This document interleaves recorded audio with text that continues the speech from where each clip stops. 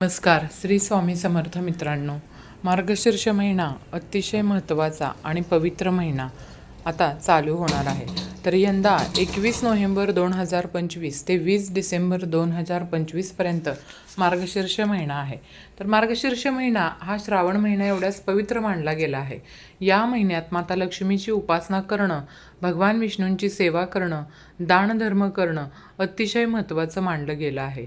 या मार्गशीर्ष महिन्यातही सगळ्यात महत्त्वाचा भाग म्हणजे मार्गशीर्ष गुरुवार. आता भले तुम्ही मार्गशीर्ष गुरुवार करणार असाल किंवा नसाल, पण या मार्गशीर्ष महिन्यामध्ये काही गोष्टींचं पालन करणं आपल्या घरात महत्त्वाचं आहे. ते कुठलं, महिलांनी कुठल्या चुका करू नयेत, ते आज आपण आजच्या या व्हिडिओमध्ये बघणार आहोत. नमस्कार सर्वांना, श्री स्वामी समर्थ. तुम्हा सगळ्यांचं आपल्या चॅनलमध्ये खूप खूप मनापासून स्वागत आहे. मार्गशीर्ष महिना म्हटलं तर सगळ्या महिलांचा जिव्हाळ्याचा विषय मार्गशीर्ष गुरुवार. यंदा 4 गुरुवार आलेले आहेत. चौथा गुरुवार हा 18 डिसेंबरला आहे आणि पहिला गुरुवार हा 27 नोव्हेंबरला असणार आहे. 18 नोव्हेंबरलाच आपल्याला व्रताची सांगता करायची आहे. व्रताचं उद्यापन करायचं आहे आपल्याला 18 नोव्हेंबर या दिवशी. बऱ्याच घरात मार्गशीर्ष गुरुवार नाही केले जात. भले तुम्ही गुरुवार करणार असाल किंवा नसाल, पण काही चुका आहेत. चुका ज्या आहेत ना, त्या चुका आपल्याला आवर्जून पाळायच्या आहेत, म्हणजे त्या करायच्या नाही आहेत. सगळ्यात आधी ज्या पद्धतीने श्रावण महिन्यातही काही नियम अटी असतात ज्याचं पालन आपण करत असतो बघा. आणि काही ठिकाणी आहे की अजूनही मार्गशीर्ष महिना खूप पवित्र आहे आणि लोक त्याचं पालन करतात, पण काही घरात मात्र काही चुका केल्या जातात. आता गुरुवार म्हटलं तर आपण उद्यापन किंवा सेवा, माता लक्ष्मीची सेवा करत असतो, उपासना करत असतो, पण त्याच्याबरोबर काही महत्त्वाच्या गोष्टी आहेत त्याही करणं खूप महत्त्वाचं आहे. शक्य असेल तर संपूर्ण मार्गशीर्ष महिना आपल्याला मांसाहार वर्ज करायचा आहे. शक्यतो कृपया करून सगळ्या महिलांना विनंती आहे की घरात मार्गशीर्ष महिन्यात मांसाहार होणार नाही याची काळजी घ्यायची आहे. कारण बघा, पहिल्या 5-6 दिवसामध्ये तर मल्हारी षडरात्र उत्सव सुरू होणार आहे. तेवढ्यात तर आपल्याला मांसाहार करायचाच नाही आहे. ते होत नाही तर लगेच अगदी 2 दिवसातच आपल्याला सगळ्यात महत्त्वाची सेवा की आपल्याला गुरुचरित्राचं पारायण करायचं आहे. थोडक्यात बघायला गेलं तर 8 दिवस तर आपण आपल्या घरात मांसाहार होणार नाही, 8 ते 15 दिवसापर्यंत. त्याच्यानंतर 15 दिवस पाळले तर काय हरकत आहे. कारण काही महिलाच तर असं आहे की आम्ही गुरुवारी उपवास करतो, मग बुधवारी आणि सर्रास मांसाहार केला जातो बघा, त्यासुद्धा खातात. तर मी तुम्हाला असं सांगेल की मांसाहार बुधवारी सुद्धा तुम्ही करायचा नाही. या मार्गशीर्ष महिन्यामध्ये आणि मल्हारी सप्तशती ज्या काही आपण सेवा करणार आहोत, मल्हारी षडरात्र उत्सवमध्ये सुद्धा मांसाहार वर्ज्य आहे. आणि गुरुचरित्र पारायणाच्या कालावधीमध्ये सुद्धा मांसाहार अजिबात करायचा नाही. मग नंतरचे 15 दिवस पाळले तर काय बिघडलं. शक्य असेल तर आवर्जून घरात मांसाहार करू नका. पण अडचण येते, ताई आमच्या घरातले खाता, मग आम्ही नाही खात, मग आम्ही सेवा नाही करू शकत का. तर तुम्ही त्यांना सांगून बघण्याचा प्रयत्न करा, समजावण्याचा प्रयत्न करा. ऐकलं तर उत्तम, पण नाही ऐकलं तर आपण आपली सेवा चालूच ठेवणार आहोत. पण कसं होतं ना की आपण खूप जीव तोडून सेवा करतो आणि म्हणजे आता घरचे म्हणतील चल आता तुझं गुरुचरित्राचं पारायण झालं आहे, मग आम्ही खाऊ नाही शकत का. तर मी तुम्हाला असं सांगेल की आता जर तुमचा जो बिझनेस असेल की ताई आमच्याकडे म्हणजे आम्ही मेस चालवतो, तर आम्हाला करून द्यावं लागतं. बघा, जर तो तुमचा उद्योगधंदा आहे आणि त्याच्यावर जर तुमचं रोजीरोटी आहे तर त्याचा त्याग करू नका. म्हणजे तुम्हाला जर ते करून द्यावंच लागत असेल तर ते तुम्हाला करावंच लागेल. कारण आपलं काम हे पहिलं आहे, मग ते आता लोक खाणारे आहेत त्यांना आपण बदलू नाही शकत. तर तुम्ही करू शकता, पण तुमच्या घरात तुम्ही खात नाही ना, हे महत्त्वाचं आहे. म्हणून मांसाहार वर्ज्य करावा. अगदी संपूर्ण मार्गशीर्ष म्हणा तेवढा पवित्र आहे. भगवान विष्णूंची सेवा करण्यासाठी हा खरंच खूप महत्त्वाचा महिना मानला गेलेला आहे. म्हणून आपण या मार्गशीर्ष महिन्यात मांसाहार वर्ज्य करायचा आहे. आता बघा, मार्गशीर्ष महिन्यामध्ये लग्न कार्यसुद्धा आहेत. तर आता या लग्न कार्यात जर तुम्ही जाणार असाल किंवा जर तुम्हाला बाहेर जायची वेळ आली असेल तर तुम्ही त्या दिवशी किंवा त्या बाहेरच्या ठिकाणी जिथे जाल तिथे शक्यतो परान्न वर्ज्य करावं. जर तुमची कुठली सेवा चालू असेल तर म्हणजे संकल्पयुक्त सेवा चालू असेल तर अर्थात तुम्ही परान्न वर्ज्य करू शकता. दुसऱ्यांच्या घरचं खाऊ नये, माहेरचं खाऊ शकता. अगदी गुरुमाऊलीसुद्धा म्हणतात की काही महिलांचं असं असतं की आम्ही गुरुचरित्राचं पारायण आमच्या माहेरी करतो, तर माहेरच्या आईबापाचं तुम्ही खाऊ शकता, काहीच अडचण नाही. पण बाकीच्या घरचं खाणं म्हणजे न खाण्याचा तुम्ही प्रयत्न करा, त्यांच्याबरोबर येतं.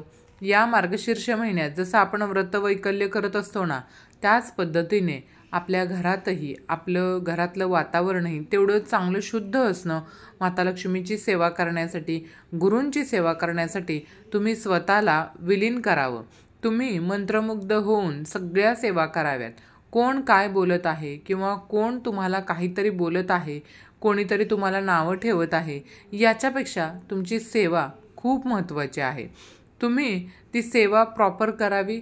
कोण तुम्हाला काय बोलतं, कोणीतरी तुम्हाला काहीतरी चिडवलं किंवा कोणीतरी तुम्हाला नावं ठेवलं तर मला असं वाटतं की प्रत्येकाचा लेखाचोखा जो आहे तो परमेश्वराकडे आहे.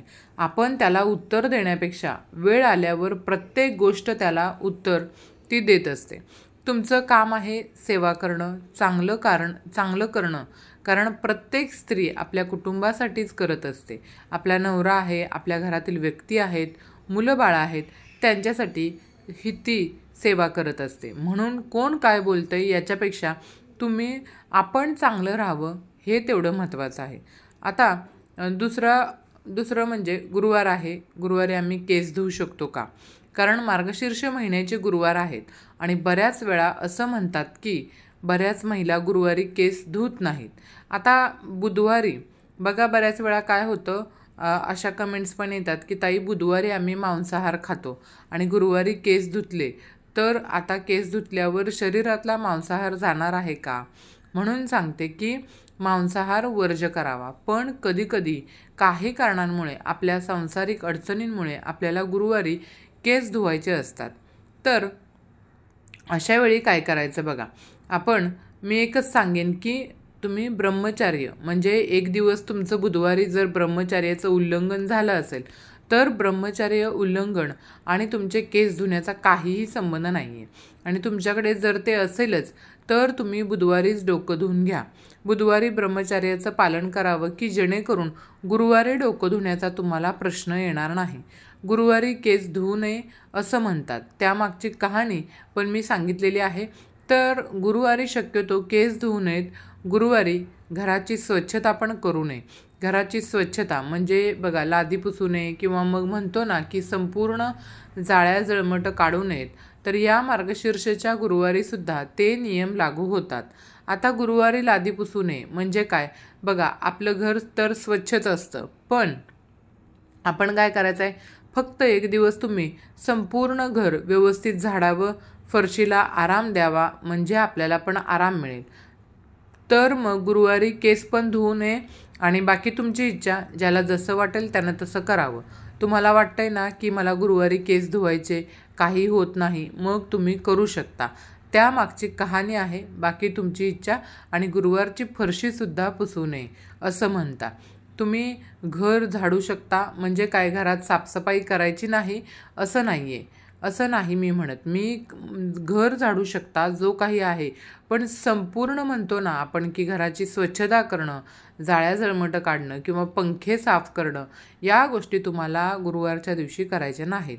फक्त जे काही आहे ना साफसफाई वगैरे ती जागा, आता आपण ज्या ठिकाणी पूजा मांडणी करणार आहोत त्या ठिकाणची जागा आपल्याला घराची ती स्वच्छ करू शकता. आता ताई मार्गशीर्ष महिन्याची गुरुवार आहे आणि आता तुम्ही सांगताय की फरशी पुसू नका, तर तुम्हाला मी सांगेल की जिथं तुम्ही मांडणी करणार आहात ना, आपल्याला असं असतं की बघा आई लक्ष्मीची आपण सेवा करत असतो आणि घरात तेवढी स्वच्छता असणं, कारण जोपर्यंत घराला फरशीला आपण कपडा मारत नाही ना तोपर्यंत आपल्याला पण त्या जीवाला शांतता लागत नाही. तर मग अशा वेळेस तुम्ही काय करू शकता, तर बुधवारी तुम्ही फरशी पुसून घ्यायची आणि मग गुरुवारी फक्त जिथं आपण पूजा मांडणार आहोत ना, पूजा मांडणी करणार आहोत, ती जागा फक्त स्वच्छ करावी. संपूर्ण घरात तुम्ही गोमूत्र शिंपडू शकता, बाकीचं काही नाही. मला असं वाटतं की घरातील स्वच्छता नक्कीच माता लक्ष्मीला आकर्षित करत असते, म्हणून आपण बुधवारीच ह्या गोष्टी करून घ्यायच्या आहेत. पण ज्या घरात ना बायकांचा, आईचा, बायकोचा, बहिणीचा अपमान होतो, त्या घरात किती पण सुशोभीकरण करा, स्वच्छता करा, त्या घरात कधीही माता लक्ष्मी टिकत नाही. म्हणून जर मार्गशीर्ष व्रताचा गुरुवार करायचे आहेत आणि ताई तुम्ही सांगता की तुम्ही फरशी पुसू नका, तर आदल्या दिवशी तुम्ही फरशी पुसून घेऊ शकता. दुसऱ्या दिवशी फक्त घर झाडावं आणि जो भाग आहे मात्र आपण पूजा मांडणी करणार आहोत, देवघरासमोर मांडणी केली जाते, त्या ठिकाणचा फक्त स्वच्छ करायचा. आता देवघरासमोर मांडणी केली जाते, काही ठिकाणी बघा दुसऱ्या ठिकाणी मांडणी करू शकता, तेवढी जागा फक्त तुम्ही स्वच्छ करावी. घरात चांगलं काहीतरी व्हावं किंवा घरातील काही निगेटिव्हिटी आहे ती बाहेर जाण्यासाठी घरात तुम्ही गोमूत्र शिंपडू शकता. असं करू शकता की जेणेकरून ज्या काही निगेटिव्ह वाईब्स आहेत त्या आपल्या घरातून बाहेर जातील. कारण गोमूत्र खूप प्रभावशाली आहे.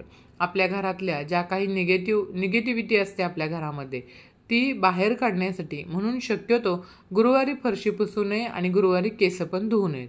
पण परत मी तुम्हाला सांगेन की तुम्हाला जर करण्याची इच्छा आहे, ताई आमच्या सासूबाई म्हणतात, मग आम्हाला ते करावंच लागतं.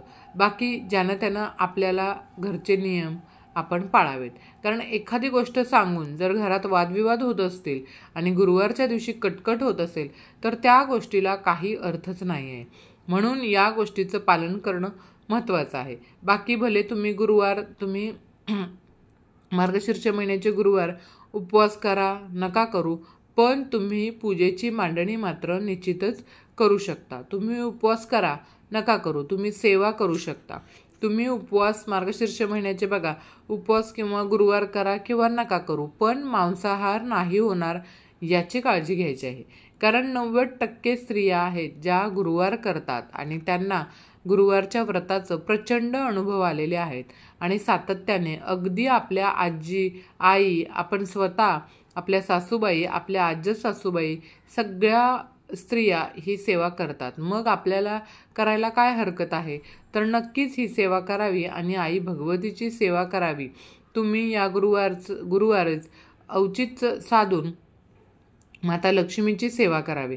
त्याच्यामध्ये कुंकुमार्चन येतं, त्याच्यामध्ये महालक्ष्मी अष्टकम असतं. अतिशय उच्च कोटीची सेवा आहे. या सेवा तर शेअर करणार आहे. मग आपल्या घरात जर एवढ्या चांगल्या गोष्टी घडत आहेत तर मग मांसाहाराचा त्याग केला तर काय बिघडतं? किंवा फरशी सांगता की गुरुवारी फरशी पुसू नये, पण जर तुमची इच्छा असेल तर तुम्ही पुसू शकता. त्याच्यामध्ये गोमूत्र टाकून तुम्ही क्लीन करू शकता, पण पुसू नये, केस वगैरे धुवू नयेत. मी तुम्हाला सांगते की ब्रह्मचर्याचं उल्लंघन झालं तर मग मला ते सांगायचं आहे की ब्रह्मचर्याचं उल्लंघन होणं आणि केस धुण्याचा परस्पर काही संबंध नाही.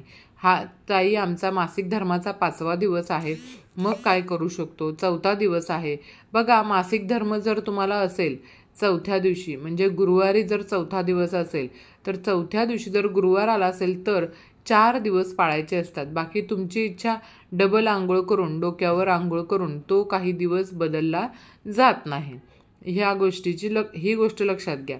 तर ते काही तास आपले बदलत नाहीत की चला 2 वेळा आंघोळ केल्यानंतर लगेच 2 तास होतात, असं नाही होत. म्हणून 4थ्या दिवशी असेल तर उपवास करावा किंवा सेवा तुम्ही करू नये. सगळे मंत्र, स्तोत्र, तुम्ही कहाणी श्रवण करू शकता.